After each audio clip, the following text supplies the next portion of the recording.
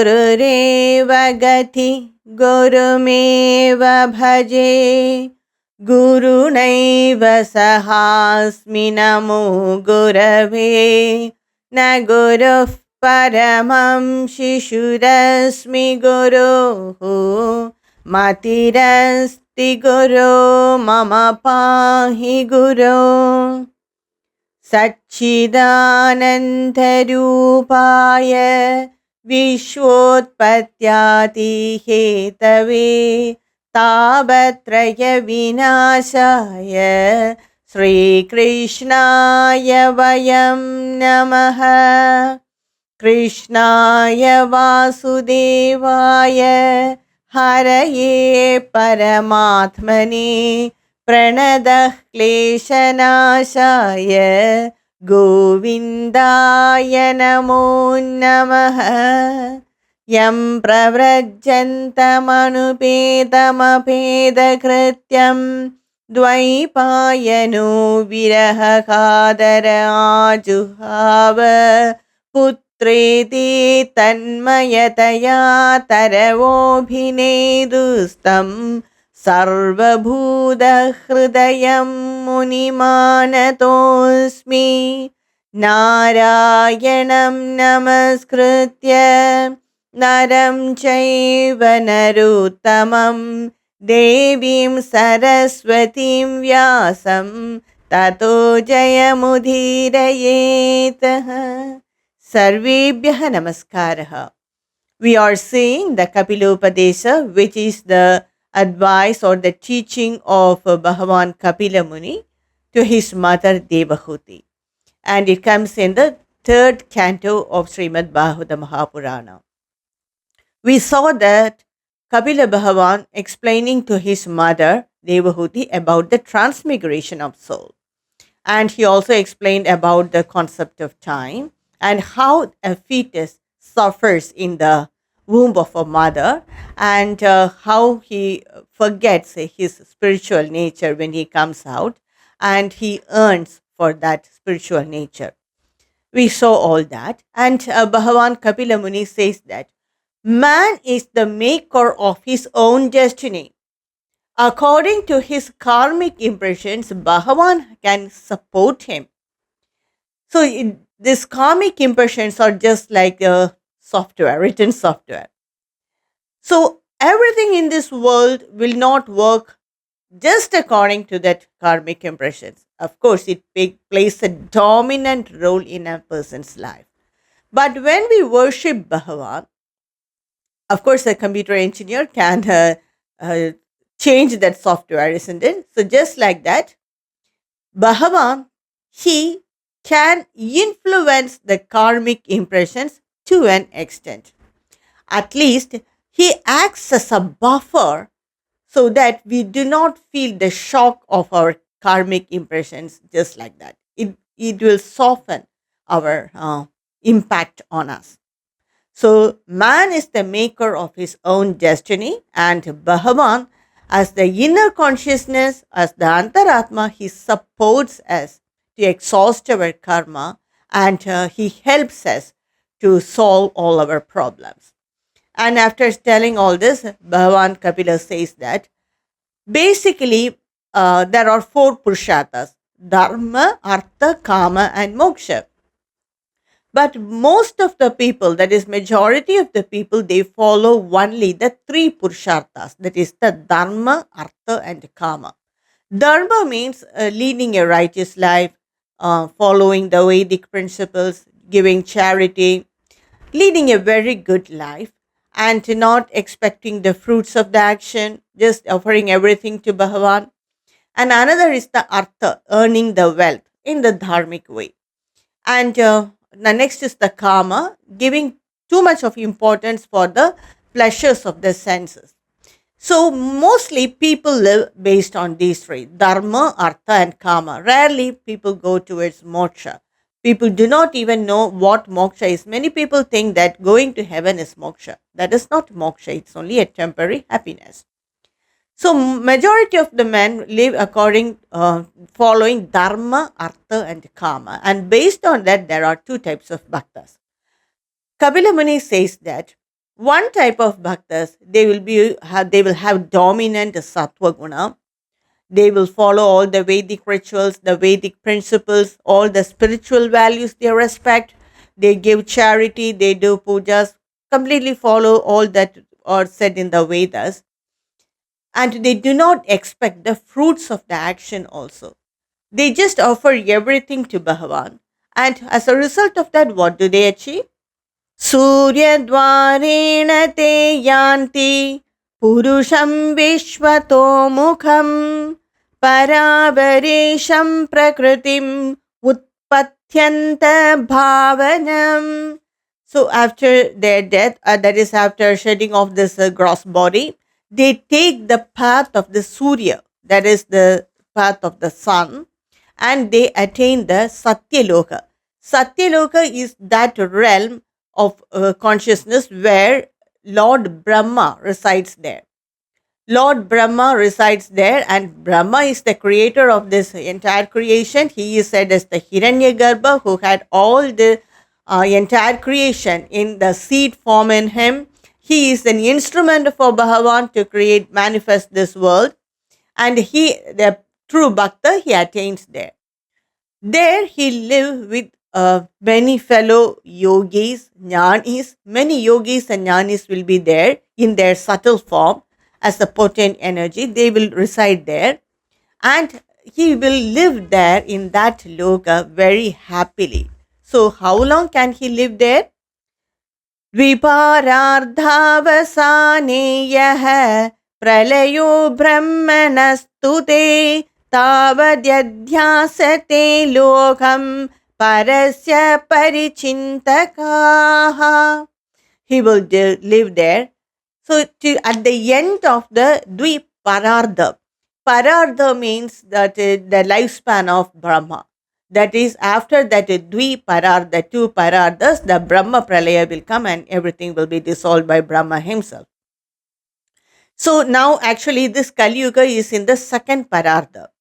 It will take a long time before it gets dissolved. Many millions of years. So after, till that Dviparardha, they stay there. They live there.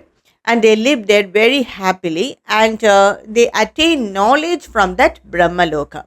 Kshamampo nalanilabiyan manaindriyartha bodhadibhi parivridam parisanjihirshuhu Avyahridam vishadiyarhi gunatrayatma kalam parakyam anubhuya paraswayambhuhu.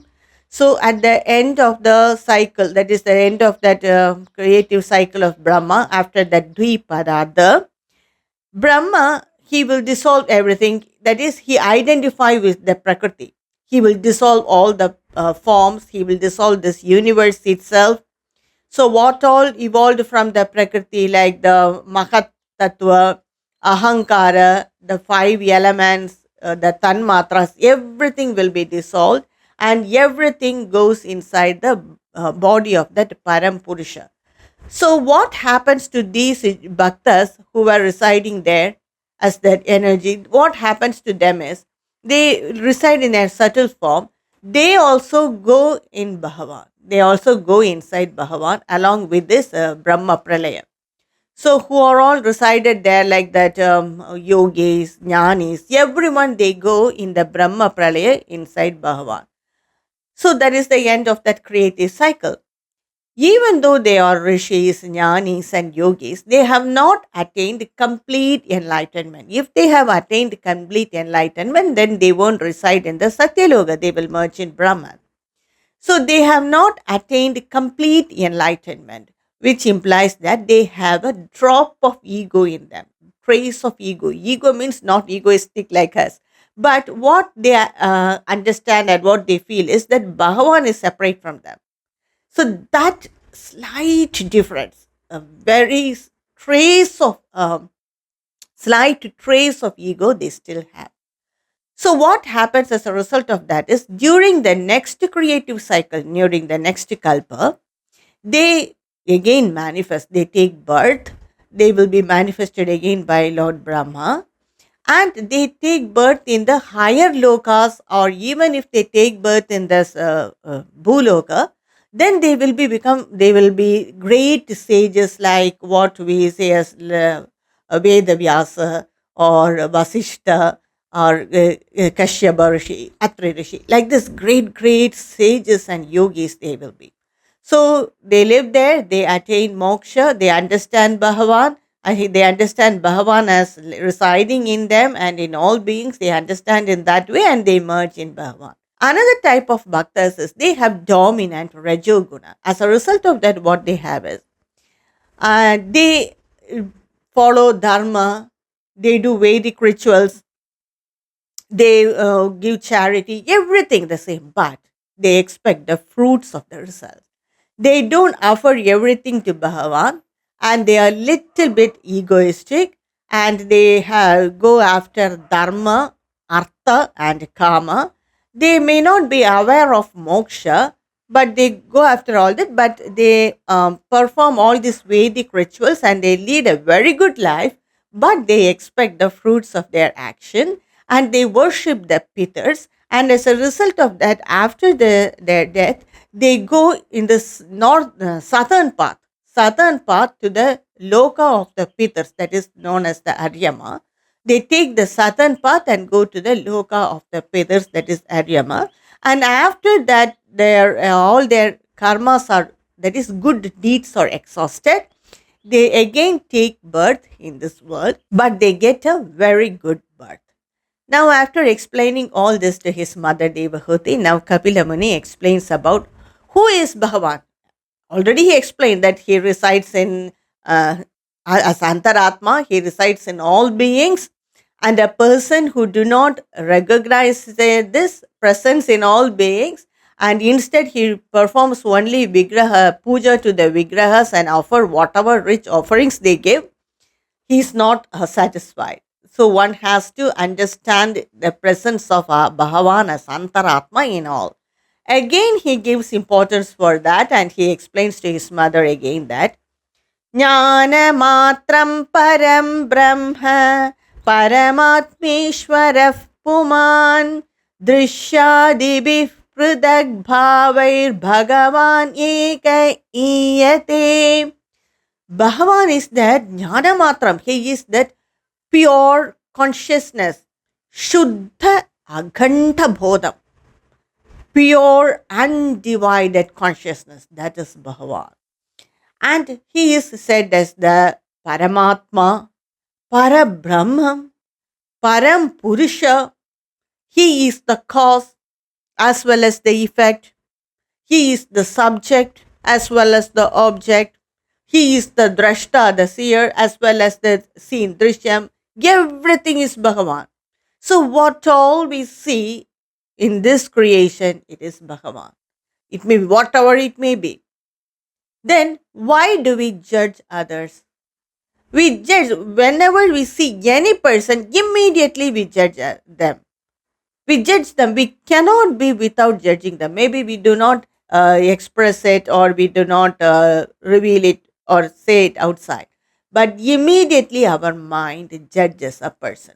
Whoever we see, we judge a person. Why? The same reason, it is because of the mind and the senses. So what all we see outside is that pure consciousness, but we judge them because of our thoughts and our senses. Actually, we should not judge anything because everything is Bhagavan. What our guna it has, it's only because of Prakriti. But we forget it and we ourselves sometimes judge ourselves, isn't it?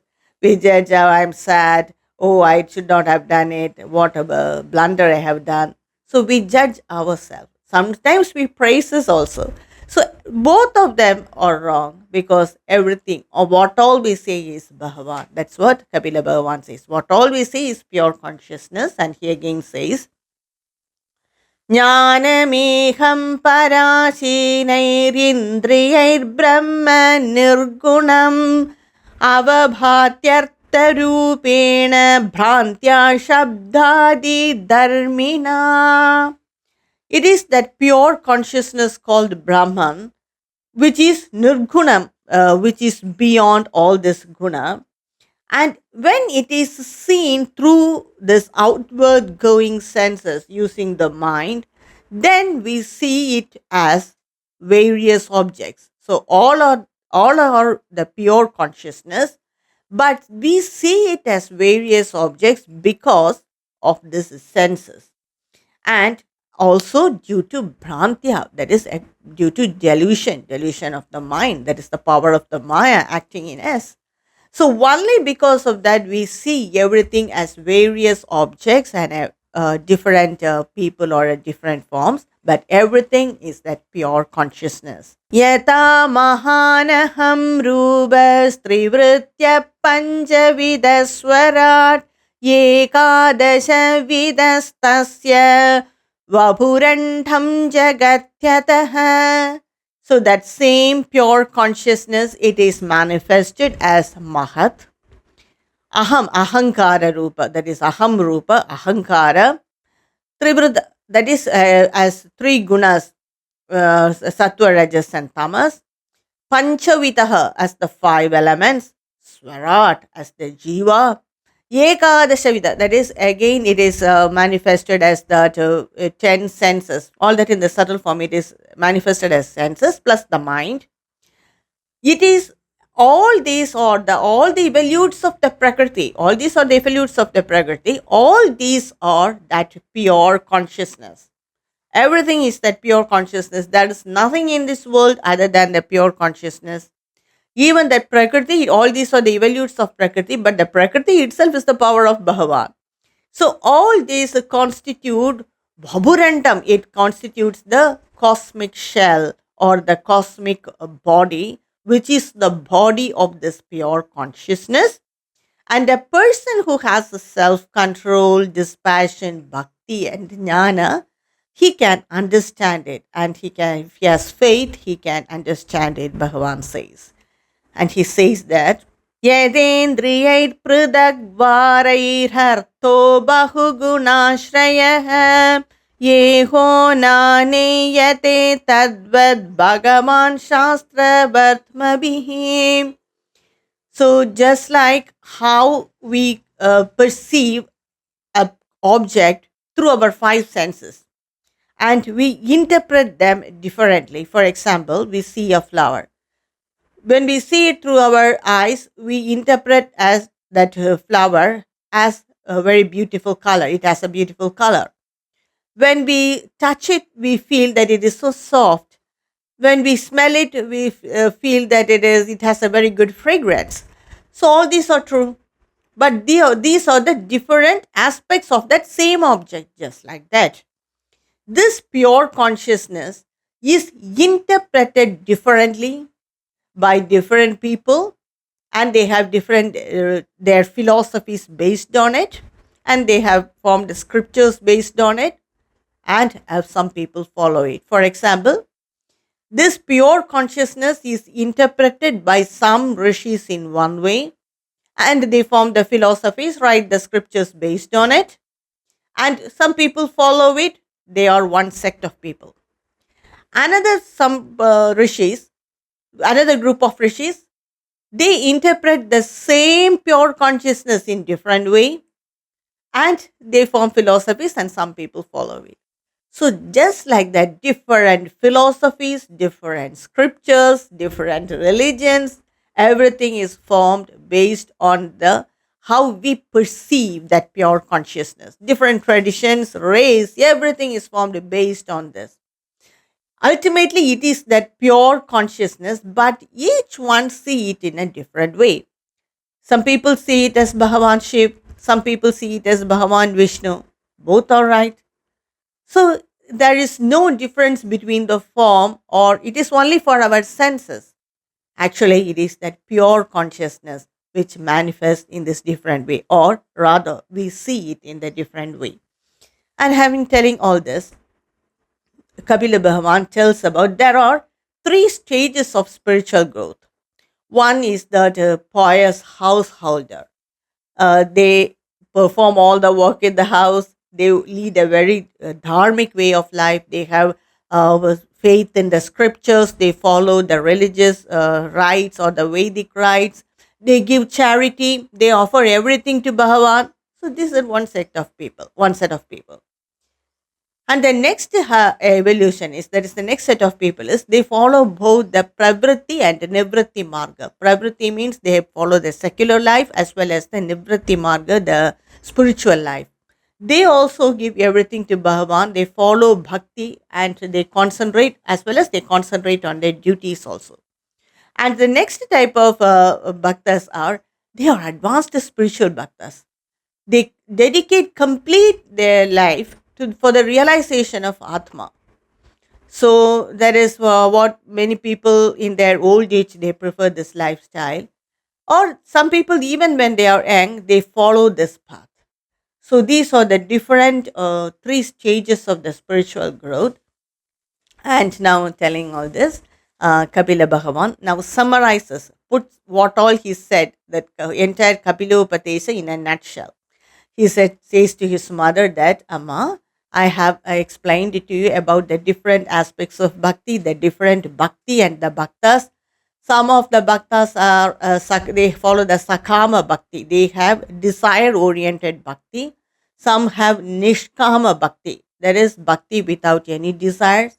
Some follow the bhakti yoga, that is they perform it as a yoga, that is the 9 principles of bhakti like archana, abhisheka, archana, nevedya, all that. So they follow that. And some of the people, they follow the nirguna bhakti, that is the understanding Bhagavan as nirguna, without any attributes, and showing that parama prema towards Bhagavan. These are the concepts of bhakti. This is one path. When they reach that nirguna bhakti, they attain knowledge from Bhagavan. So this is the path of bhakti. And I also explained to you, Amma, about the Purusha, Prakriti, the evolutes of Prakriti, and the concept of time, the Jiva, and the transmigration of soul, and how I should be worshipped, how I will be pleased when people worship me as their Antaratma, respecting myself in the other bodies also. Instead, if they worship me only in the Vigraha and hurt my bhaktas, then I will not be pleased. He says all that. And and in the end, he says that, so I have shown you 2 paths. So whatever is suitable for you, you follow it. Anyone can follow it. But he tells that, please don't explain all this to the people who do not have faith. If they have faith, they will grasp it. Or don't force them this knowledge, because it's a waste of time and it's the disrespecting this knowledge too. So he says that whoever follows this path will definitely attain me. He say, Kapila Bhagavan, he said everything like this, and he kept quiet. Immediately his mother Devahuti, she was so happy, and with heart full of gratitude, she praised her son, who is also her guru. She said that this supreme being is born in my womb. What a wonder it is. This Bhagavan, who has this entire universe in his womb or in his abdomen, is born in my womb. What a great wonder is it. I cannot believe it, she says. And she says that the purpose of this incarnation itself is to expound this philosophy, and that too, he reveals this philosophy, or he reveals this knowledge through me. He is using me as an instrument. So I am so blessed. She is so happy for that. And the whole purpose of this Kapila avatar is to expound this philosophy. And she also says that thinking of the name of Kapila Bhagavan itself will remove all the sins, and it will give us knowledge. She says that. And again she says, Tam tavamaham brahma param bhumamsam pratyak srodasyatmani samvibhavyam swatejasa dvasta guna prabaham vande vishnum kapilam vedagarbham. I worship that Vishnu, Bhagavan Vishnu, who has incarnated as the Kapila Bhagavan, and who is the creator of all the Vedas, Vedagarbha, who is the creator of this Vedas, who is that supreme person, Param Pumamsam, supreme Purusha. He is that Mahavishnu, Atmani Samvibhavyam, who is fit to be meditated upon. I worship that Bhagavan who has revealed or who taught me this knowledge, she says. And she says that I worship you because you're my son and you're my guru. So I worship you for giving me this knowledge, she says. And after accepting all these words of his mother, Kapila Bhagavan, he just left the ashrama of his father, which is in Bindusharas, and he walked towards the northeastern direction. And it is believed that Kapila Bhagavan or Kapila Muni still there reside there and he meditates for the welfare of this world. So whoever worship him or think of him when we study this, definitely he will help us to understand his philosophy. And after his son taking leave of that ashrama, Devahuti, she took bath in the Saraswati river, and she made it as a habit to take bath in the Saraswati river for 3 times, that is in the 3 sandhyas. And Yevam sa kapiloktena margena shiratah param atmanam brahma nirvanam bhavantamavapaham. So, as the path shown by her son, that is Kapila Muni, she followed that path and meditated on her own self as the Antaratma, as Bhagavan Parabrahma. She meditated on her own self. She completely merged in Bhagavan. She completely merged with Bhagavan, and she overcame that body consciousness at one time, and she was established in herself. And she attained Brahman, which is said as the Brahma Nirvana or Bhagavan. She attained Bhagavan, or can be said as Brahman or a Paramatma. And the place where she meditated and attained mukti, that place is called Siddhapada. So that is the end of chapter 33 of Canto 3. And that is the end of this canto also. So I will continue with the rest of the Srimad Bhagavata in my next video. Om Shri Narayana Kila Guru Bhagavan Namaste. Om Shri Krishna Arpanamastu. Hari Om Tat Sat.